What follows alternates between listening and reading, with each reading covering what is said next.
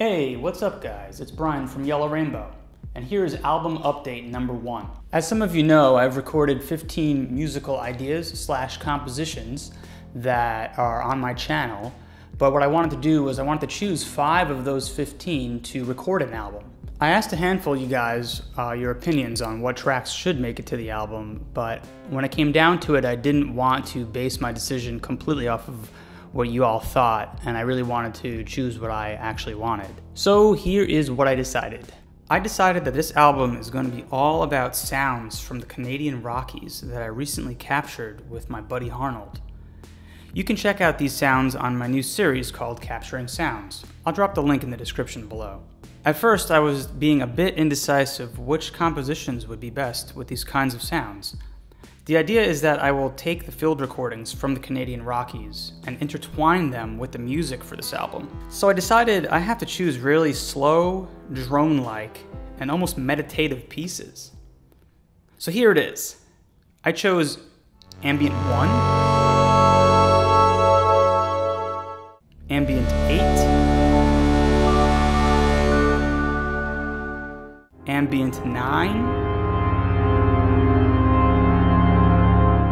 Ambient 12,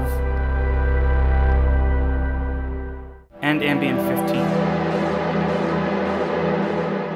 At this point, I'm almost done with the recording process. I actually decided to keep some of them exactly as they are, while others I chose to re-record and even recompose a little bit at times so that they could better fit the mood of the field recordings themselves. For me, field recordings from another source that isn't part of the music yet, especially field recordings that I've captured on my own, can have such a big impact on the way I write the music or the way I want the music to sound.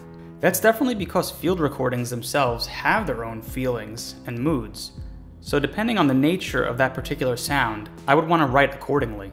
Also, when capturing sounds on your own, it's obviously auditory, but for me, I remember my surroundings and the visuals when I was capturing the sounds. I have a specific memory from that day when I was capturing the sounds. So it's something that can be very personal for me, depending on where I was or who I was with, for example. I actually prefer starting fresh with the field recordings and no music at all. Then I can really think about the sound itself and have the freedom to slowly write and shape the music around the field recordings until they become one.